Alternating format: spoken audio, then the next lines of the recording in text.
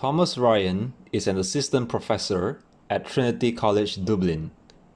He focuses his work on understanding the basic neurobiology of our memories. The following content are based off his 2016 TED-Med talk about retrieving memory.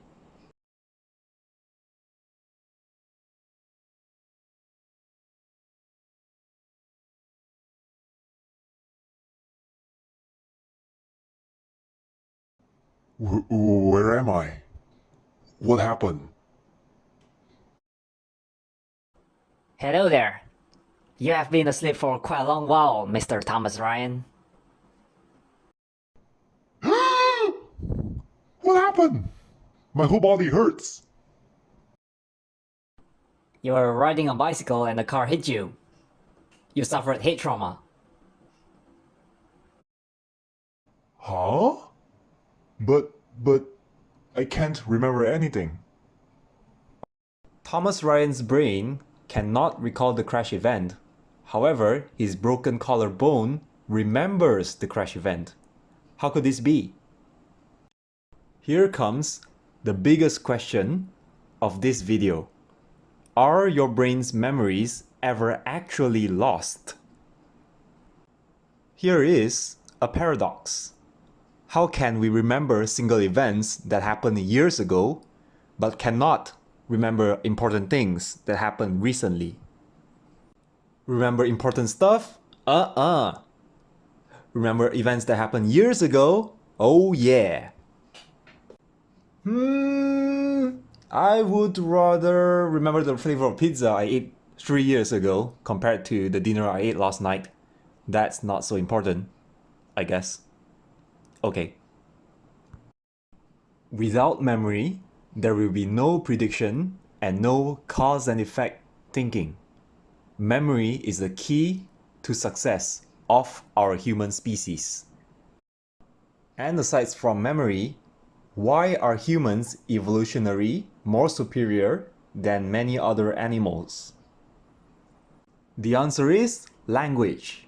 Language conveys messages, culture, memories at a faster rate than biological evolution. Memory isn't just us interacting with the world. Each of us is a sum total of all experiences we accumulated. You are your own unique stories. And amnesia, which basically means failing to remember stuff, will make you lose a part of yourself. Well, what causes amnesia? Head trauma, stress, drug or alcohol abuse, lack of oxygen, epilepsy, brain inflammation, infectious diseases, and aging could cause amnesia. Studies have shown that 33% of people over 65 years old will develop dementia, and that's a really huge problem. Many young people do not think themselves as amnesic, but how many of us do remember our first storybook, or our second birthday party, or when we took our first step? I'm pretty sure most of you do not remember all of these, right? All of us develop infantile amnesia, which means that we cannot remember our memories when we were babies.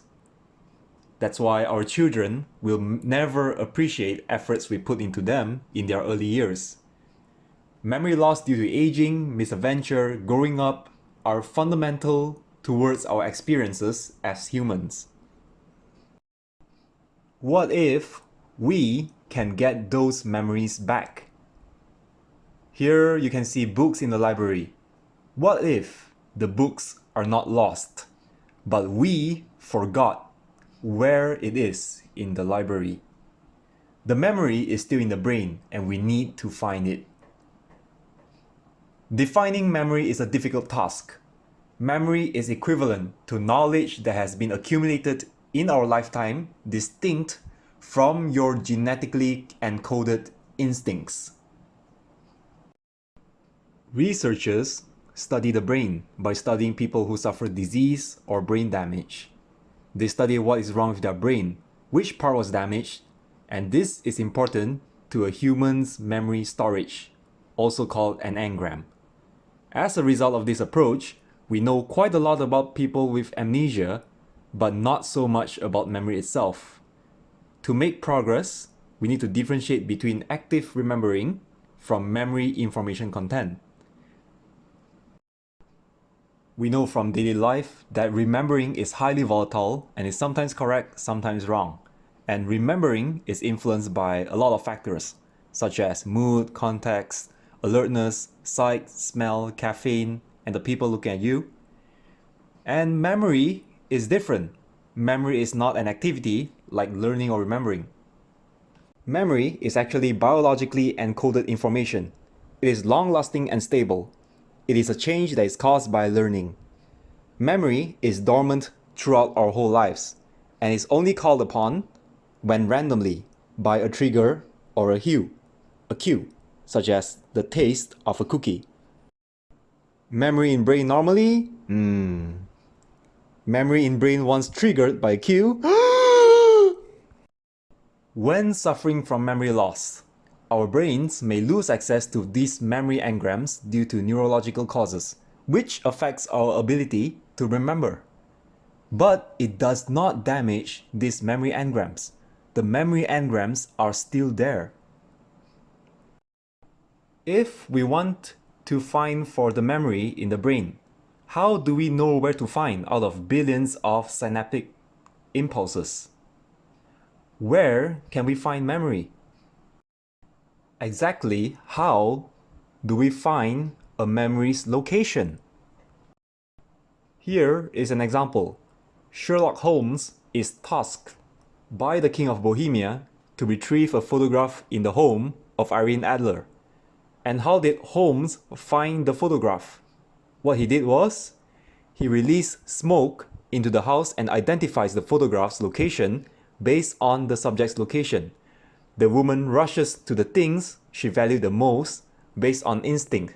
So, when there's smoke, Irene Adler ran towards the location of the photograph. To find the location of a specific memory, we can do a similar approach, which is by smoking out the location of the brain by hijacking the normal biological processes of memory allocation. By using this method, the brain shows us where the memory is. The brain allocates location by inducing specific genes to produce specific proteins. We can take advantage of this approach by copying these activity-induced genes. We can make artificial versions to express proteins in cells that were specifically activated by specific learning episodes. Make specific brain cells light up when they encode a given memory, and so-called the memory engram cells. Well, how do we know these cells contribute to a specific memory? How do we know if something carries specific information? The concept behind this is very simple. By activating these cells, they should result in memory recall. Moving on, let's talk about rats, rodents. Rats are very smart animals because they need to survive in a world surrounded by predators. And rats can be trained to do different behavioral tasks, such as knowing if a room is good or bad, complex associations, and navigating mazes. According to a research done by MIT, if we label cells that are activated during learning and stimulating them in rodents, we can get targeted recall of specific memories. Mr. Thomas Ryan said, I trained mice, induced amnesia by drug treatment. The mice appeared to not remember the task. However, when I stimulated the engram cells, the mice showed perfect memory recall. this research proves that despite that the memory has been lost and you can't recall the memory, you have forgotten the memory, the engram cells are still present in the brain. The physical data of memories persist in many cases of amnesia. For the first time ever, Amnesia is attributed due to inability to access, not due to content loss. To help people suffering from amnesia to reconnect with their memory content, we can do drug treatments, cognitive behavioral therapy, and various other ways to help them reconnect with their memories. The following question: how do we identify which parts of the brain are doing the remembering? What are the physical basis of memory content itself? So here's an example. In the neuroscience building of MIT, look up and see. There are 100 gold-plated neurons suspended from the ceiling. So where is the memory in this? Is it in the gold? Is it in the shape? Or is it something else? And from a certain angle, we see the shape of a brain. Memory is information encoded in a specific constellation of the brain cells, and this feature survives amnesia. Changes in the hardwired connectivity of the 3D architecture of the brain provides a stable way to store memory for long term. Memory is not engraved in sand, but engraved in stone. There are many ways to outsource our memories, but we still cannot outsource mechanistic parts of our bodies. We need to learn from how to go from a compact and clear but unrecognizable piece of information to what it really means to all of us. The idea that memory is recorded in permanent engravings does not mean that they cannot be changed. Words engraved in stone, carved in stone, can change meaning by just adding words in a sentence. The sentence, "woman without man is nothing," can change just by adding punctuation. All the previous information remained intact, but due to new information, meaning has transformed entirely. This is how the brain can be tricked, misinformed, and distorted into forming false memories and maladaptive behavior. Due to new information being added in, memory evolves even though it is engraved. This tells something about our evolution. For example, we never forget our fear of snakes in our instincts. Memory is passed down from generation to generation. It is genetically reviving, mimicking, and copying of ancestral but learned memory engrams. So we can say that an individual lucky enough to develop a genetically hardwired version of that brain circuit or connection is better than an individual who needs to work a lifetime to engrave that connection.